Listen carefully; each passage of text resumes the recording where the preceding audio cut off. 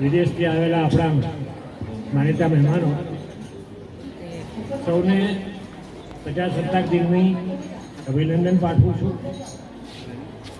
આજે જે મહેમાનો આપણે ત્યાં આવ્યા છે તેમાં ભાઈ શ્રી હેમંતભાઈ એ અમેરિકા રહે છે, પણ એમની ખ્યાતિ હવે તો આંતરરાષ્ટ્રીય ખ્યાતિ ધરાવે છે એમ કહીએ તો ખોટું નથી.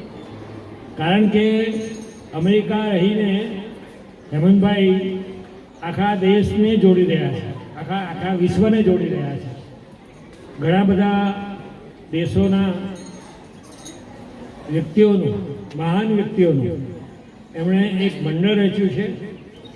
ભારતમાં પણ એમનું સંગઠન છે અને અત્યારે પણ ભારતમાં આવ્યા પછી પણ મને ઘરનું ચોક્કસ નામ યાદ નથી, પણ દિલ્હીમાં કે કોઈ જગ્યાએ એક મોટા સમારંભની અંદર તેઓ અતિશય વિશેષ તરીકે ઉપસ્થિત હતા. એટલે કદાચ હેમંતભાઈ પોતાનું કામ કરે છે એના કરતાં બીજા બધાનું આખા વિશ્વનું કે હિન્દુસ્તાનીઓનું મોટું કામ તે ત્યાં કરી રહ્યા છે. તો એમને આપણે આ કાર્ય બદલ તાળી પાડીને એમને વધારવા જોઈએ, એવી એમની કામગીરી છે. વૈશ્વિક કાર્યમાં જોડાયેલા છે, એમની વાણીને આપણે સાંભળીએ. શ્રી હેમંતભાઈ. બંધારણ લખેલું, પણ ત્યાર પછી ધીમે ધીમે એની અધોગતિ થઈ ગઈ. 1977 ની અંદર એની અંદર સેક્યુલર વર્ડ એડ કરવામાં આવેલો, બિન સાંપ્રદાયિકતા 1977 માં. પણ ત્યાર પછી ભારતનું બંધારણ એકચ્યુઅલી સાંપ્રદાયિક થઈ ગયું. It is the most non secular constitution. બધા, હું જે બોલીશ અત્યારે, બધા લોકો, બધા વર્ગના લોકો, બધા ધર્મના લોકો શાંતિથી સાંભળજો. અને એની અંદર જે અનફેર ટ્રીટમેન્ટ થઈ રહી છે, જે આપણું બંધારણ અત્યારે એકદમ અનફેર થઈ ગયું છે, એના ઉપર આ બધા વડીલોએ ધ્યાનથી સાંભળવું પડશે. આ ભૂલકાઓને અત્યારે ખ્યાલ નહીં આવશે, they are not ready for that. પણ આ બીજા બાકીના બધા લોકો સમજવું પડશે કે શું થઈ રહ્યું છે આપણા ભારતના બંધારણનું. અને એના ઉપર જો કાળજી લેવામાં ના આવે તો આપણી પાસે બહુ ઓછા વર્ષો બાકી રહ્યા છે, ભારતના ટુકડે ટુકડા થઈ જશે. સૌથી પહેલા તમને એક એક્ઝામ્પલ આપું. there is a work board, WAQF. 1991 ની અંદર એ વર્ક બોર્ડ ઇન્ટ્રોડ્યુસ કરવામાં આવેલો, અને એ વર્ક બોર્ડ પ્રમાણે ભારતની અંદર કોઈ પણ જમીન પર અમુક વર્ગના લોકો આવીને કહે કે ધીસ ઇઝ અવર જમીન, તમે દુનિયાની કોઈ કોર્ટમાં ના જઈ શકો, એટલો પણ તમને અધિકાર નથી. અત્યારે જો કોઈ આવીને કહે કે ભાઈ પ્રિન્સિપલ સાહેબ આ જમીન અમારી છે, આપણા પ્રિન્સિપલને દુનિયા હાઈ કોર્ટ કે સુપ્રીમ કોર્ટમાં પણ જવાનો અધિકાર નથી. આટલી હદે અન્યાય થઈ રહ્યો છે.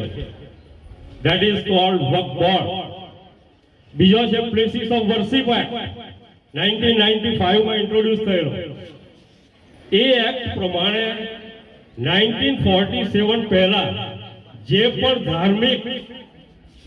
ધાર્મિક સંસ્થાએ હતી અને એના ઉપર કોઈએ અતિક્રમણ કરેલું હોય તો એમાં ચેન્જીસ ના થઈ શકે. આપણા 40,000 મંદિરો કાં તો તોડવામાં આવ્યા છે, ક્યાં તો એના ઉપર કબજો કરવામાં આવેલો છે. અને ભારતનું કોન્સ્ટિટ્યુશન 1995 માં એવું કહે છે, ફોરગેટ અબાઉટ ઇટ, ભૂલી જાઓ, તમારું કશું ના થાય, કોઈ પણ કોર્ટમાં તમે ના જઈ શકો.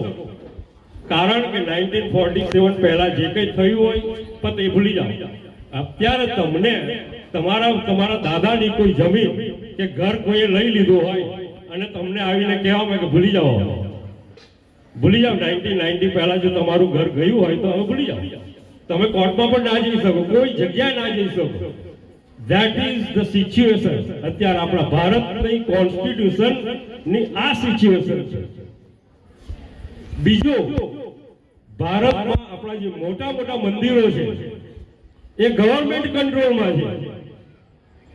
ગવર્મેન્ટ કંટ્રોલમાં છે, એના ટ્રસ્ટીઓમાં બીજા ધર્મના લોકો આવી શકે, પણ એક્ઝેક્ટલી સેમ વસ્તુ બીજાને લાગુ નથી પડતી.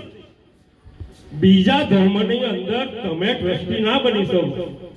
ભારત સરકારનો બીજા ધર્મની જે પ્લેસીસ ઓફ વર્શિપ છે એની અંદર કંટ્રોલ નથી. મંદિરની અંદર મંદિરને ઉપર ટેક્સ કરવામાં આવે છે, પણ બીજાને નહીં.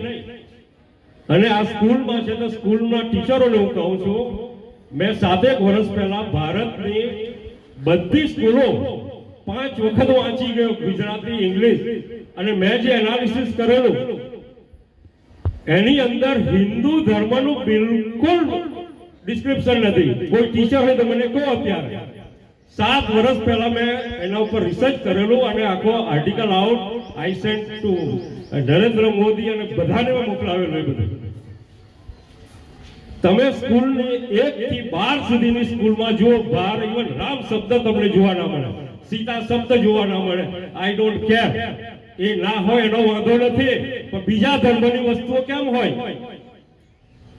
જે લોકો મિલિયન્સ ઓફ લોકોને મારી નાખેલા, કિલ કરેલા, મિલિયન્સ, એ લોકોના ગુણગાન ગાય છે. આપણી સ્કૂલોની અંદર જે લોકો મિલિયન્સ લોકોને મારેલા એના ગુણગાન ગવાય છે, જ્યારે હિન્દુ ધર્મનું નામ નિશાન નથી. તો આ બધા અન્યાય થાય છે. ભારતનું બંધારણ આ રીતે એકદમ અધોગતિમાં ગયું છે, અને જો એના ઉપર કાળજી લેવામાં ના આવે તો બહુ ઓછા વર્ષો બાકી રહ્યા છે ભારત માટે.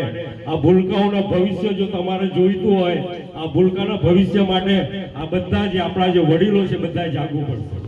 નહીં જાગો તો આ લોકોનું કોઈ ભવિષ્ય નથી. એના સોલ્યુશન શું? First of all, India need UCC, uniform civil code, one country under one law, one country under one law. How? આપણે એક જ દેશની અંદર ઘણા બધા કાયદા કઈ રીતના આવી શકે? જસ્ટ લાઈક કાશ્મીરમાં હતું આજ સુધી.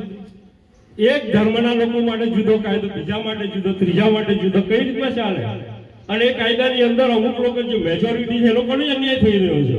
આવું કઈ કેટલો ચાલવાનું? ધેટ ઇઝ કોલ્ડ ભારતનું કોન્સ્ટિટ્યુશન.